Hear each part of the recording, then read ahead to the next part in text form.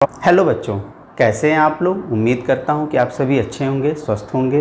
बच्चों, जैसा पिछले वीडियो में हमने पढ़ा था कि पूर्णांक क्या होते हैं, इंटीजर्स क्या होते हैं, हाँ, उनको हम नंबर लाइन पर कैसे रिप्रेजेंट करते हैं, उनका जोड़ना या जिसको हम बोलते हैं एडिशन, घटाना, सब्ट्रैक्शन, नंबर लाइन पर हमने सब कुछ सीखा था। और आज के वीडियो में हम पढ़ेंगे पूर्णांकों का गुणा या मल्टीप्लिकेशन ऑफ इंटीजर्स। बच्चों, मैं एक बात ये कहना चाहता हूँ कि मेरी वीडियोस कुछ लंबी हो सकती हैं, लेकिन मेरी पूरी कोशिश ये रहती है कि मैं जो भी पढ़ाऊँ वो आपको अच्छी तरह से समझ में आना चाहिए। ठीक है, तो चलिए आज के वीडियो में हम शुरू करते हैं कि हम पूर्णांकों का गुणा या मल्टीप्लिकेशन ऑफ इंटीजर्स कैसे करेंगे। सपोज़ हम कोई दो इंटीजर्स लेते हैं, 3 × -4। ठीक है, तो हम जानते हैं कि मल्टीप्लिकेशन क्या होता है। मल्टीप्लिकेशन जिसको हम बोलते हैं किसी संख्या को बार बार अगर हम जोड़ें, हाँ, सपोज़ अगर कोई मैं नंबर लूँ 2 + 2 + 2 + 2, अगर मैं इसको 4 टाइम्स जोड़ूँ, हाँ, तो इसकी वैल्यू क्या आएगी, 8 आएगी। तो इसी को हम क्या करते हैं कि 4 × 2, इसको शॉर्ट फॉर्म या जिसको हम कह सकते हैं, इसका हम मल्टीप्लिकेशन करके इसका रिज़ल्ट ईज़िली फाइंड आउट कर सकते हैं। तो ऐसे ही इसमें भी होता है। अगर मैं देखूं कि 4 को 3 टाइम्स हमने ऐड करना है, -4 + -4 + -4। ठीक है, अगर मैं इसको लिखूं तो -4 -4 और -4। और हमें पता है कि अगर कोई नंबर जिसके आगे नेगेटिव साइन है तो हम क्या करते हैं, जब उसको ऐड करते हैं तो जो हमारा एडिशन या जो हमारा सम आता है उसके आगे हम माइनस का साइन लगा देते हैं। तो क्या हो जाएगा हमारा 4 + 4 8, 8 + 4 12, और इसके आगे हमने क्या लगा दिया, माइनस साइन लगा दिया। तो 3 × -4 दैट इज इक्वल टू -12। तो इससे हमारा एक और रिजल्ट निकलता है कि अगर कोई दो इंटीजर्स हैं, हाँ, जिनमें एक पॉजिटिव है और एक नेगेटिव इंटीजर है, तो उनका जो मल्टीप्लिकेशन होगा उसका जो साइन होगा वो माइनस होगा। It means plus into minus that is equal to minus, मतलब माइनस साइन होगा। ठीक है, अब हम दूसरा कोई एग्जाम्पल लेते हैं। सपोज ये तो हो गया कि एक पॉजिटिव है और एक नेगेटिव है। अब अगर हम दूसरा लें -3 × -4। अब बच्चों, जहां पर दोनों इंटीजर्स नेगेटिव हैं तो हम उसको कैसे सॉल्व करेंगे, इसको पहले हम देखते हैं कि हम इसको कैसे सिंप्लीफाई करते हैं। पहले मैं लेता हूं 3 × -4, ये एक पैटर्न है। ठीक है, तो अगर मैं इसको ऐड करूं तो क्या हो जाएगा, 4 - 4 + -4 + -4, जैसा कि हमने इसको पहले लिखा था, -4 -4 -4 दैट इज इक्वल टू -12। ठीक, अब अगर मैं 2 × -4 करूं तो क्या हो जाएगा, -4 -4 दैट इज इक्वल टू 8। 1 × -4 करूं तो दैट इज इक्वल टू -4, और 0 × -4 करूं तो, जैसा कि हमें पता है कि हम किसी भी नंबर में अगर 0 से मल्टीप्लिकेशन करते हैं तो रिजल्ट हमेशा क्या आता है, 0 आता है। ठीक, तो अगर मैं देखूं कि number of occurrence of a number in multiplication या समेशन या एडिशन, ठीक है, में ऑकरेंस कम होता जा रहा है, ठीक है, तो इसकी वैल्यू क्या हो रही है, 4 से बढ़ रही है, +4 से बढ़ रही है ना। अगर मैं इसको करूं 1 ×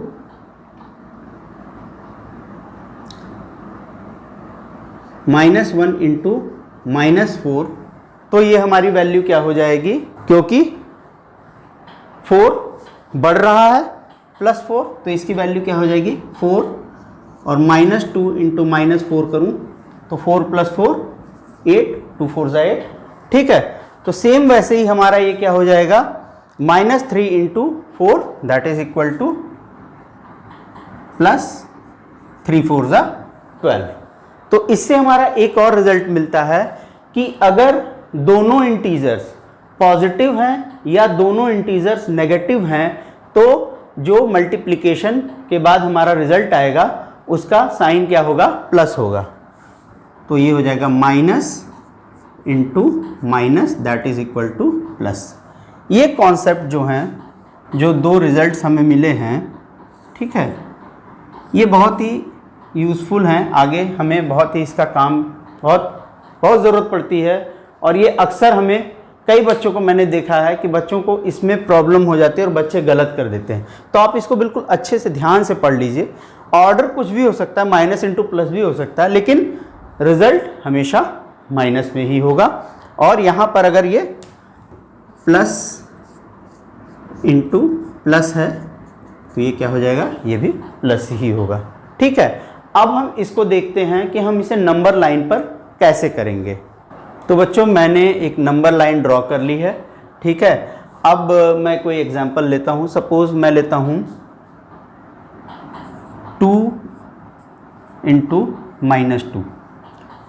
तो नंबर लाइन पर हमें इसको कैसे मल्टीप्लिकेशन करना है, तो हम ये देखेंगे कि कितने डिस्प्लेसमेंट होने चाहिए, हाँ, -2 के नंबर लाइन पर। यहाँ पर क्या है 2, तो -2 के कितने डिस्प्लेसमेंट होंगे, 2 होंगे या विस्थापन। तो पहला ये हुआ और फिर दूसरा ये हुआ 1 -1 -2। ठीक है, फिर उसके बाद यहाँ से क्या हो जाएगा 1 2, तो -2। तो कितना हो गया हमारा, इसकी वैल्यू क्या हो गई, -4 हो गई।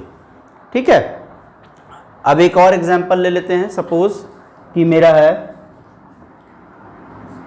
-2 इंटू -3।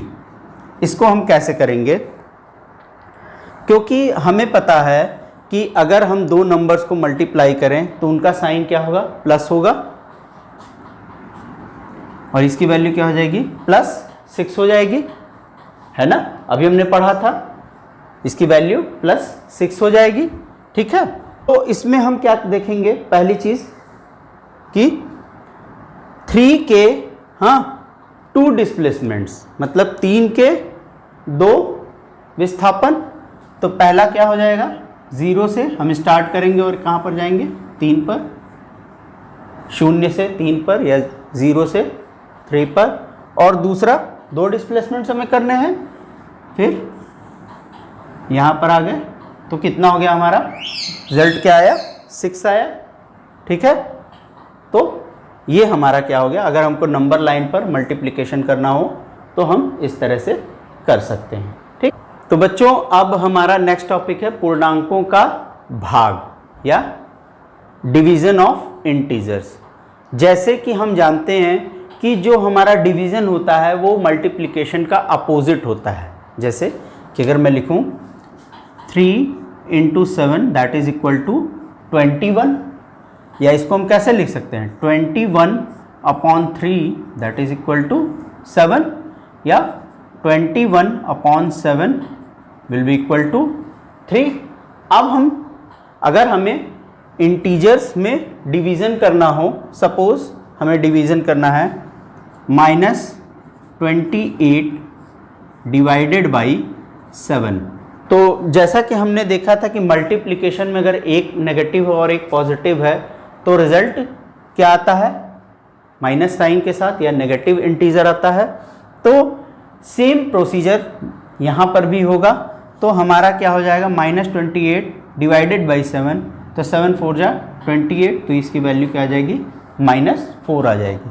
और अगर दोनों नेगेटिव हों या दोनों पॉजिटिव हों तो क्या हो जाएगा, प्लस हो जाएगा। तो अगर ये हमारा हो 35 -35 डिवाइडेड बाई -7, तो इसकी वैल्यू क्या हो जाएगी, +7 5 जा 35। ठीक है, तो बच्चों अब हम देखेंगे कि जो हमारे इंटीजर्स हैं इन पर जो हम एडिशन, सब्ट्रैक्शन, मल्टीप्लिकेशन और डिवीज़न जो करते हैं, इनकी कुछ प्रॉपर्टीज़ हैं, क्या ये प्रॉपर्टीज़ इनके लिए ट्रू हैं या फिर नहीं हैं। हाँ, तो पहली प्रॉपर्टी हमारी समवरक प्रगुण, या जिसको इंग्लिश में बोलते हैं क्लोजर प्रॉपर्टी। तो हम देखें कि अगर कोई भी दो इंटीजर्स हैं, हाँ, सपोज अगर मैं लूँ 2 + 3, तो ये क्या आ जाएगा 5, जो कि क्या है, इंटीजर है। अगर मैं लूँ -2 + 3, तो इसकी वैल्यू क्या आ जाएगी, 1 आ जाएगी, यानी कि ये भी क्या है, एक इंटीजर है। और अगर मैं लूँ -4 - 5 दैट इज इक्वल टू -9, तो ये क्या हमारी हो गई, ये भी एक इंटीजर है। तो इट मीन्स कि इंटीजर्स के सम में या इनके जोड़ में समवर्ग प्रगुण होता है, हाँ, या क्लोजर प्रॉपर्टी होती है। अब अगर हम देखें मल्टीप्लिकेशन के लिए, मैं लेता हूँ 4 × 2 that is equal to 8, integer है। -4 × 2 -8, ये भी क्या है, इंटीजर है। -5 × -2 + 10, तो ये भी क्या हो गया, हमारा इंटीजर है। इट मीन्स कि ये हमारे मल्टीप्लिकेशन के लिए भी, या मल्टीप्लिकेशन में भी क्लोजर प्रॉपर्टी होती है। अब हम देखते हैं सब्ट्रैक्शन में, 2 - 3 -1, -2 -3 -5, तो यहाँ पर भी हमें इंटीजर्स मिल रहे हैं। इट मीन्स कि इसमें भी जो हमारी क्लोजर प्रॉपर्टी है वो है, ठीक है। अब हम डिवीज़न में देखते हैं। अगर मैं देखूँ 35/7 दैट इज इक्वल टू 5। अब अगर मैं इसको उल्टा करूँ तो 7/35, तो ये क्या है, इंटीजर नहीं है, है ना। या मैं कुछ और भी ले सकता हूँ, सपोज 4/6, तो ये क्या हो जाएगा, ये भी अगर इसको मैं सिंप्लीफाई करूँ तो 2/3, ये भी एक इंटीजर नहीं है।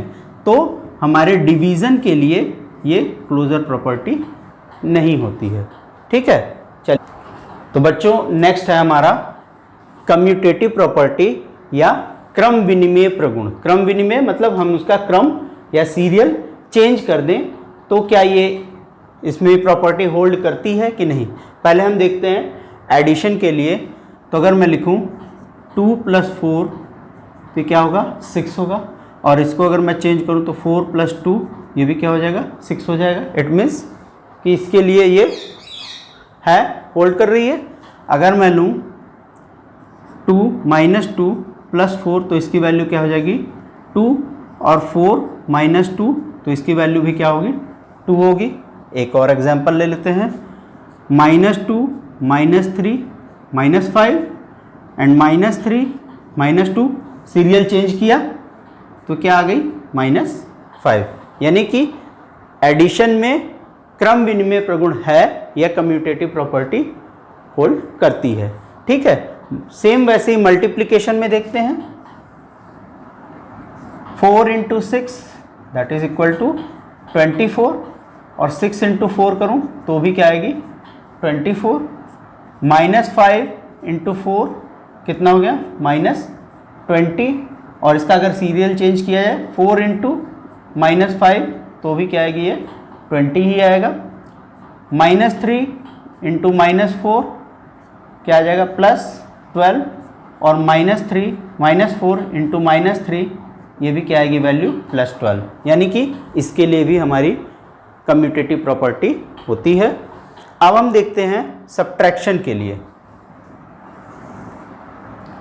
2 - 4 -2, सीरियल क्रम इसका चेंज करते हैं 2। पहले एग्जांपल में मिल गया कि ये इसके लिए नहीं होती इसमें, ठीक है। डिवीज़न में हम देखते हैं 20/5 that is equal to 4, but 5/20 serial change किया, ये कितना आ गया, 1/4, इक्वल नहीं है। इट मीन्स कि ये हमारी डिवीज़न के लिए भी हमारी क्लोजर प्रॉपर्टी डिवीज़न में भी होल्ड नहीं करती है। तो बच्चों नेक्स्ट प्रॉपर्टी हमारी क्या है? साहचर्य प्रगुण, या जिसको इंग्लिश में बोलते हैं एसोसिएटिव प्रॉपर्टी।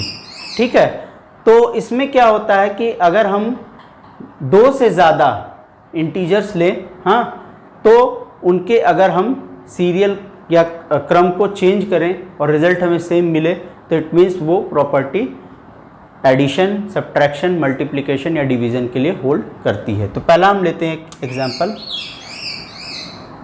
सपोज हमने लिया 2 + 4 + -5।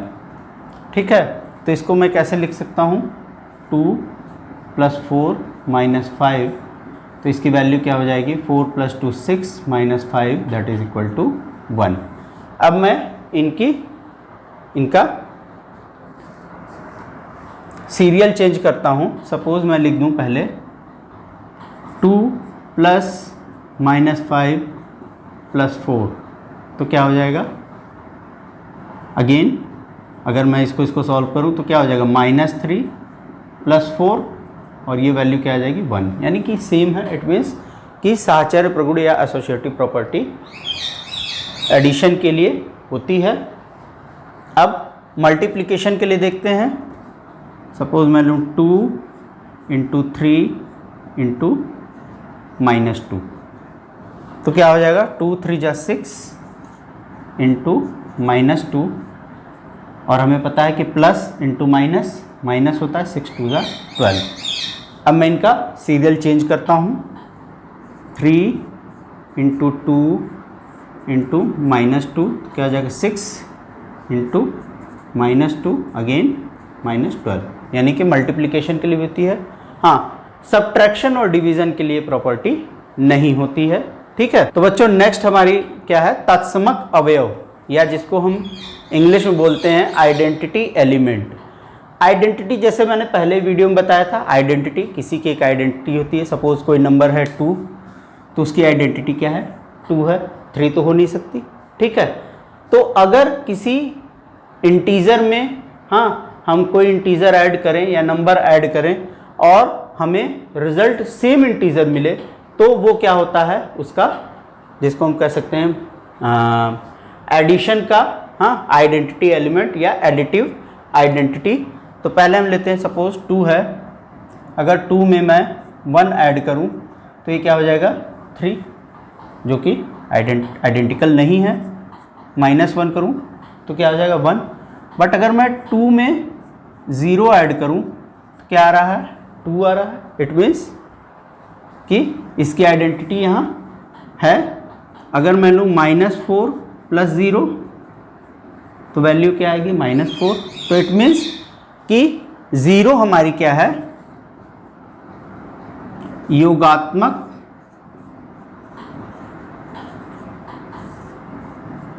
तत्समक अवयव। ठीक है, या जिसको इंग्लिश में बोलते हैं एडिटिव आइडेंटिटी। अब हम देखते हैं मल्टीप्लिकेशन के लिए। सपोज मैं लिखूं 2 × 3 दैट इज इक्वल टू 6, 2 × 2 4, 2 × 1 2, यानी कि 1 से मल्टीप्लाई करेंगे तो हमें सेम नंबर मिलेगा। तो यानी कि 1 इसकी क्या हो गई? मल्टीप्लिकेटिव आइडेंटिटी, या जिसको हम बोलते हैं गुणात्मक अवयव। एक और देखते हैं 3 × 1 सेम। ठीक है, हाँ, सब्ट्रैक्शन में भी क्या होता है? 0। अगर मैं लिखूं 2 - 0 2 -2 - 0 -2, तो सब्ट्रैक्शन के लिए भी 0 हमारा क्या होता है? आइडेंटिटी एलिमेंट होती है। ठीक है, तो बच्चों नेक्स्ट टॉपिक है हमारा यूजेस ऑफ ब्रैकेट्स, या जिसको हिंदी में बोलते हैं कोष्ठकों का प्रयोग। कोष्ठकों का प्रयोग क्यों होता है? इसको हम एक एग्जाम्पल से समझते हैं कि जैसे हम किसी शॉप पर कोई सामान लेने जाते हैं तो शॉपकीपर क्या करता है कि हर एक सामान को अलग अलग रैक्स में रखा रहता है, हाँ, और अगर हमने जो भी सामान मांगा वो इजीली उस रैक में से निकाल करके हमको सामान दे देता है। वो उसको जल्दी खोजता नहीं है ना, या वो उसके लिए स्पेसिफाइड होता है कि इस रैक में ये सामान रहेगा, इस रैक में ये सामान रहेगा, है ना। तो वैसे ही मैथमेटिकल लैंग्वेज में, या जिसको हम कह सकते हैं कि मैथमेटिक्स में हम ब्रैकेट्स का यूज़ करते हैं। वहाँ पर सामान रखे जाते हैं, यहाँ पर इंटीजर्स को रखा जाता है, ठीक है। तो इन ब्रैकेट्स का यूज़ हम तब करते हैं जब हमारे इंटीजर्स 2 से ज़्यादा हों, या 2 भी हो सकते हैं, 2 से ज़्यादा हों। जैसा कि मैंने मल्टीप्लिकेशन में आपको या एडिशन में दिखाया था कि 2 × -3, तो हम इसको ऐसे लिखते हैं ब्रैकेट में, दैट इज इक्वल टू -6, ठीक है। इससे ज़्यादा हों तो हम ब्रैकेट्स का यूज़ करते हैं। हमारे कई सारे ब्रैकेट्स हैं, ठीक है। तो पहले हम ब्रैकेट्स के बारे में जान लेते हैं। सबसे पहला ये होता है, नंबर्स के ऊपर होता है, जिसको हम बोलते हैं रेखा कोष्ठक, जिसको इंग्लिश में बोलते हैं विनकुलम, ठीक है।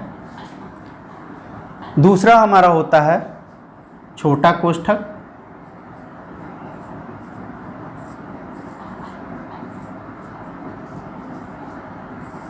जिसको हम इंग्लिश में बोलते हैं पैरेंथेसिस, ठीक है। तीसरा हमारा होता है मझला कोष्ठक, इसको हम बोलते हैं ब्रैसेस और कर्ली ब्रैकेट, ठीक है। और सबसे बड़ा हमारा क्या होता है, बड़ा कोष्ठक, इसको इंग्लिश में बोलते हैं स्क्वायर ब्रैकेट, ठीक है। कोई प्रॉब्लम सॉल्व करते हैं तो सबसे पहले हम किसको, विनकुलम या रेखा कोष्ठक को सॉल्व करते हैं, फिर उसके बाद छोटा कोष्ठक या पैरेंथेसिस, इसको हम एक और बोलते हैं राउंड ब्रैकेट, ठीक है। और तीसरे नंबर पे क्या आता है, मझला कोष्ठक, या जिसको हम कर्ली ब्रैकेट या ब्रैसेस बोलते हैं। और सबसे लास्ट में हम सॉल्व करते हैं बड़ा कोष्ठक या स्क्वायर ब्रैकेट, ठीक है। हमने तो ये जान लिया कि ब्रैकेट अगर हमको दिए हों या कोष्ठक हमको दिए हों तो हम उसको किस सीरीज़ में या किस सीरियल में हम उसको सॉल्व करते हैं। लेकिन अगर उसमें हमारे कुछ मैथमेटिकल ऑपरेशंस हों, जैसे एडिशन हो, सब्ट्रैक्शन, मल्टीप्लिकेशन और डिवीज़न, तो सबसे पहले हम किस ऑपरेशन को पहले परफॉर्म करेंगे, तो सबसे पहले हमारा क्या हो जाएगा, division, then multiplication, then addition and then subtraction, ठीक है। तो मैथमेटिक्स में जब हमें 2 से ज़्यादा इंटीजर्स दिए हुए हों, उनमें ब्रैकेट्स भी हों, या हमें कुछ ऐसे ही प्रॉब्लम्स दे देते हैं जिसमें ब्रैकेट्स होते हैं, उसमें एडिशन सब्ट्रैक्शन होते हैं, तो उस केस में हम पहले कैसे क्या सॉल्व करते हैं, तो उसका एक सीरियल होता है जिसको हम लिखते हैं BODMAS, ठीक है, बॉड मास। तो पहले हमारा B से क्या आता है, ब्रैकेट, या जिसको हिंदी में बोलते हैं कोष्ठक। फिर देन O से क्या आता है, ऑफ, या जिसको बोलते हैं का। उसके बाद D से हमारा आता है डिवीज़न। फिर M से मल्टीप्लिकेशन।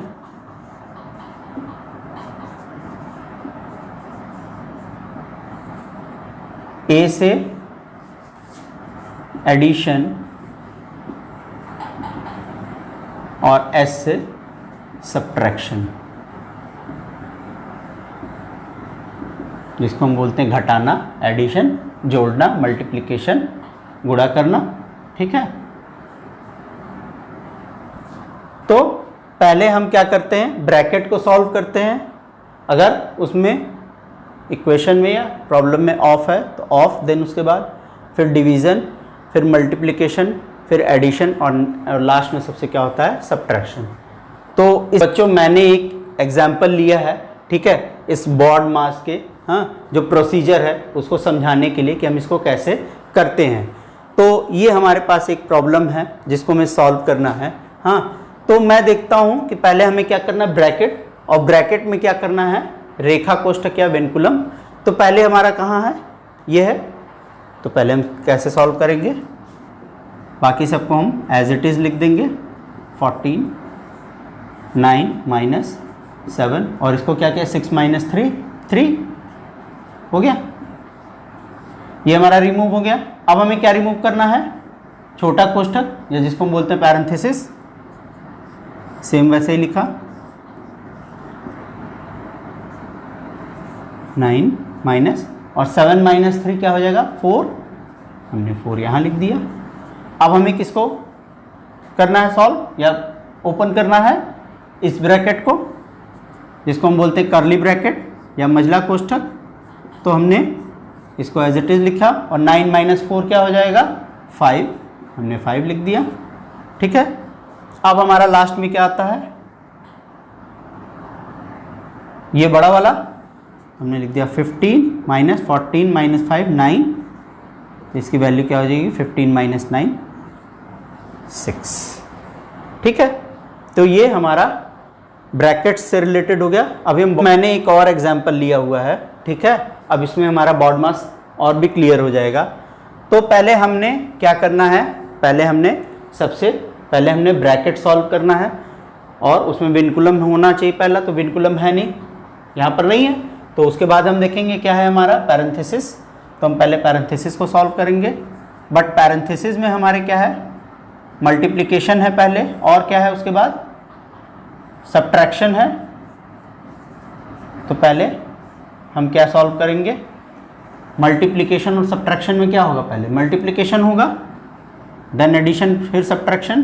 तो क्या हो जाएगा मल्टीप्लिकेशन 2 × 5 10, ठीक है। नेक्स्ट 80 × 56 7। अब हमने क्या करना है, पैरेंथेसिस को या स्मॉल ब्रैकेट को हमने राउंड ब्रैकेट को हटाना है। तो 13 माइनस 10 क्या हो जाएगा 3 हो जाएगा। ठीक, अब हमने क्या करना है कि कर्ली ब्रैकेट को पहले सॉल्व करना है, बट कर्ली ब्रैकेट में भी 3 इंटीजर्स हैं जिनको हमें सॉल्व करना है। तो पहले हम क्या करेंगे, मल्टीप्लिकेशन करेंगे।